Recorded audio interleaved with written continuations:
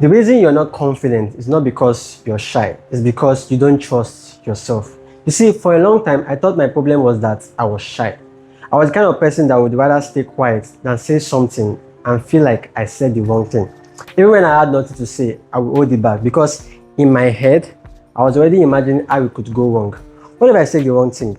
What if people judge me? What if I embarrass myself? So instead of taking that risk, I would just stay quiet. And the more I did that, the more it became who I was. I started seeing myself as the quiet one, the one that doesn't really talk, the one that just observes. And over time, that started affecting my confidence, not just around people, but in how I saw myself.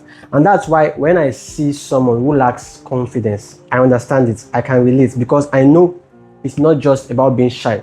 A lot of the time, it's fear. Fear of being judged, fear of saying something wrong, fear of embarrassing yourself, fear of not being accepted. And when you carry all those thoughts in your head, it's hard to feel confident because every situation starts to feel like a test, like something you can fail. So instead of putting yourself out there, you hold back. Not because you have nothing to say, but because you don't trust yourself enough to say it.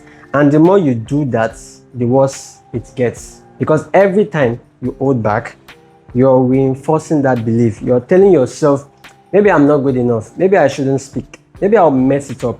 And over time, that becomes your reality. So what am I doing to build my confidence? Because building confidence is not something that happens overnight. For me, it's been a step-by-step process. And one of the first things I started doing is starting small.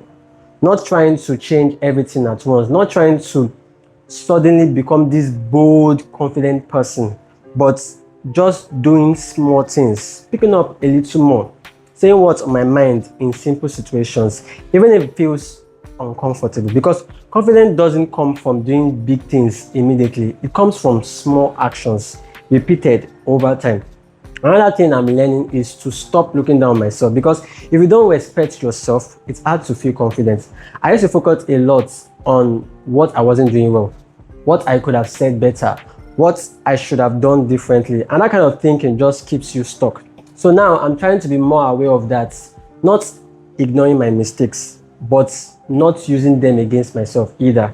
And something else that has helped me is using every opportunity I get to speak, at work, at church, when I'm around friends, when I'm in small group conversations. I try to say something, even if it's just a little, even if it's not perfect, even if my voice is not as confident as I want it to be. Because the more you avoid something, the harder it becomes. The more you face it, the easier it starts to feel.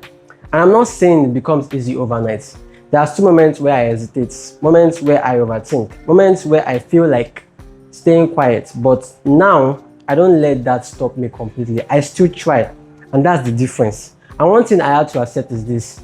It's okay to make mistakes. It's okay to say the wrong thing sometimes. It's okay to feel a bit embarrassed, because the truth is, nobody is thinking about it as much as you are. Most people move on quickly, but in your head, you replay it over and over again. And that's what makes it feel bigger than it actually is. So instead of trying to avoid mistakes completely, I'm learning to accept them, to move on from them, and to keep going. Because confidence is not about always getting it right. It's about being okay even when you don't. So if you feel like you're not confident, if you feel like you're always holding yourself back, just know this. It's not because you're shy. It's because you don't trust yourself yet. And that's something you can build step by step, through small actions, through showing up, through trying, even when it feels uncomfortable. And over time, you start to notice something. You start to trust yourself a little more. You start to speak a little more. You start to carry yourself differently. And that's how confidence is built. Not all at once, but gradually, one step at a time.